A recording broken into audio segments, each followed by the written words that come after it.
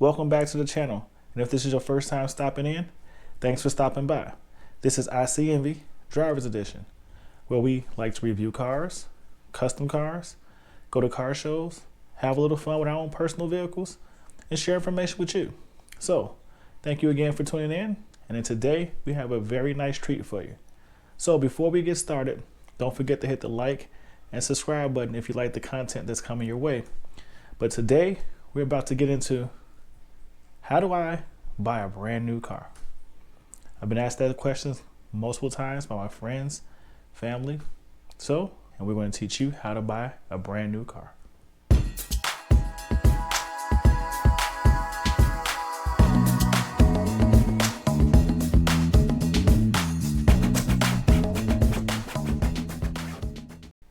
Let's dive right in.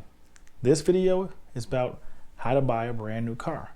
And for those of you that know me personally, you know over the past 15 years, I've had about 15 cars.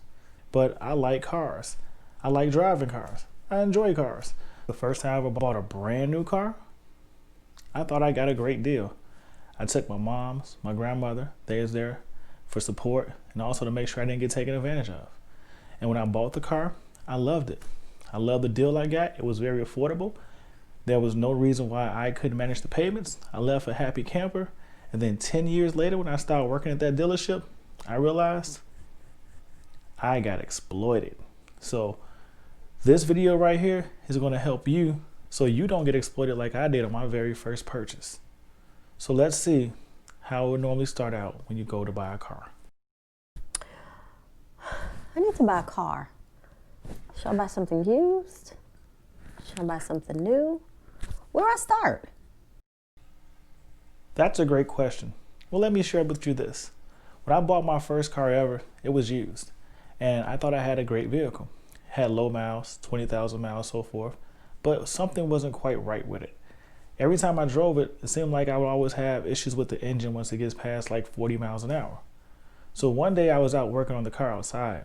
And this guy drove past. He stopped, bagged up, got out the car, looked at it and said, "Hey man, that's a nice car. It looks like the car my brother used to once own." I said, "Really?" We got into a short conversation. And then what he explained to me was one day out while his brother was out servicing the car, giving it an oil change, he accidentally dropped a small twig into the engine. He could never get it out. Ever since that point, the car never ran right. And he eventually just got rid of it because he didn't want to deal with it anymore. And guess what? I bought it used. What's the odds? I had a clean history report, clean Carfax. There was no indication there was anything ever wrong with the vehicle, but yet it still was a lemon. It still was a bad car. So when you buy brand new, guess what? That's one thing you never have to be concerned about is vehicle history. From the moment you take it off the lot, its history is your history. Another thing you get when you buy a brand new car is a warranty. Most vehicles have a 3-year, 36,000 mile warranty, which means if anything breaks on the vehicle, you're not responsible for coming out of pocket with any cost or fixing it for 3 years or 36,000 miles. Another thing you don't have to worry about is immediate maintenance right away. With a brand new car, everything is new. So you don't have to worry about paying for brakes right away, possibly replacing tires because they may be worn. Everything should be in great working condition. So going forward, any issues with the car, every experience with the car is with you, the first owner. I definitely don't want to inherit someone else's problems. And I would love to get my car off the showroom floor. New it is. Do I get a Jeep? Do I get a Highlander? Or do I get an Explorer? Now we need to figure out what vehicle is best for you. So it's time to research it. You can research about a vehicle in multiple different ways. You can check out websites such as Edmunds.com, KBB.com, or even TrueCar.com. These sites should help you get information about any vehicle you're looking at. So narrow down your vehicles and figure out which one is the safest, the most reliable, which one holds value the best, and which one best meets your needs. You should pick a vehicle off meeting your needs or your demands or your desires for a vehicle. That way, you can make sure you purchase the right vehicle that you're looking for at the right point in time. You want to verify the miles per gallon, the MPG. Check out the fuel grade. See what type of fuel the car uses that you're looking for. Because honestly, the difference between 87 and 93 or 91 octane can be a $200 to $300 cost annually, depending on how many miles you drive. Once you track down the car you believe you like, call your insurance company and tell them, hey, this is the vehicle I'm thinking about purchasing for my next vehicle. Can I get us a quick estimate on how much insurance would cost on something like this? That way you have all the information you need to make the best decision for your next purchase. You want to eliminate any surprises from you buying your new car. I found my baby. Now let's see where it is and if I can find it in blue. Now let's get into finding your vehicle. There are several resources you can use to find your vehicle. You can use websites like autotrader.com, cars.com, cargurus.com, and so many more. But one thing I want to urge you and remind you that every vehicle you see listed on these sites doesn't mean they're the only vehicles available for sale in your area. Here's a tip. Keep this in mind. You can also go to the manufacturer's website. I would actually recommend this for a brand new car purchase because you can build out the vehicle that you like, which is always fun and interesting, spec out every option that you want on it, and then you get to the end, you can say, find my car. The actual website will take you to dealerships that have a vehicle very similar to the way you spec'd it out. Now all you have to do is work on getting a price that's best for you. That's her right there. But how do I know that's a good price? I don't want to get taken advantage of. Well, the fun part is over. Now it's time to get down to business. How do you know you got a good price? Getting a good price really isn't as hard as you think it is.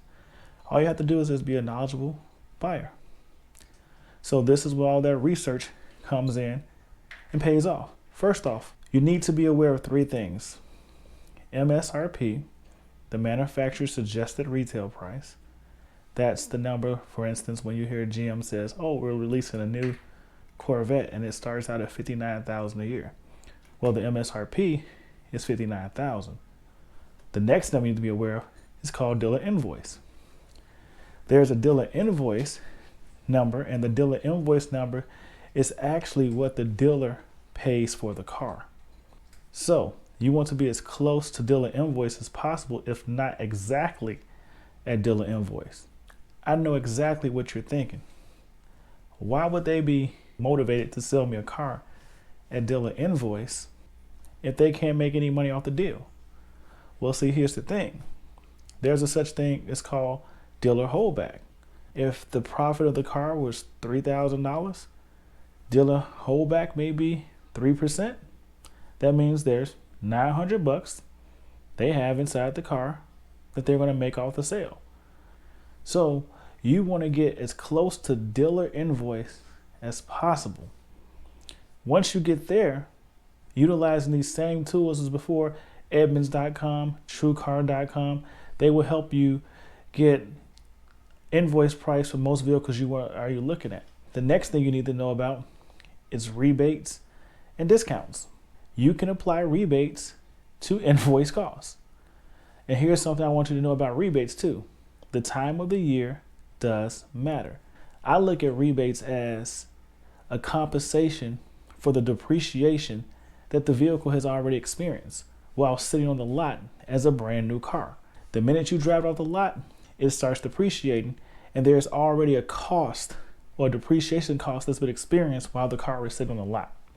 As far as the discounts goes, they have discounts for college grad, military, and so forth. So if you qualify for them, take advantage of them. It does nothing but lower the price of the vehicle that you're looking to purchase. Being knowledgeable can save you money. But I want to go over something with you real quick. There are advantages. There are advantages between contacting a dealer on the internet and going into a dealership in person. When you contact a dealer on the internet, it allows you, the buyer, to shop offers. It makes it easier for you to get multiple offers on the same or equivalent vehicle that you're interested in. You get the upfront numbers, so you know what you're going into before you ever step foot into the showroom floor. Now, on the reverse side of that, when you go into the dealership, the one thing that changes is they're more eager to work with you and make a deal. When I sold cars, I have somebody asking for the best price we could possibly give them, and my sales manager would say, here's the invoice, this is the rebates, send them this number. And the problem was, I knew when I went back to contact that customer that every dealership they reached out to pretty much was coming back with the same number minus the unnecessary options on the vehicle they had no desire to own. When you go into the dealership, they're eager to help you and make a deal because you're present. But not only that, they can actually meet the demands and needs that you have for the vehicle.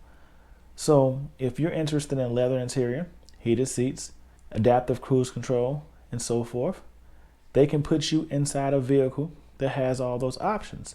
So for instance, maybe you looked at a vehicle online, but it also had on it a sports package, and it was an upcharge, let's say about $3 to $5 grand.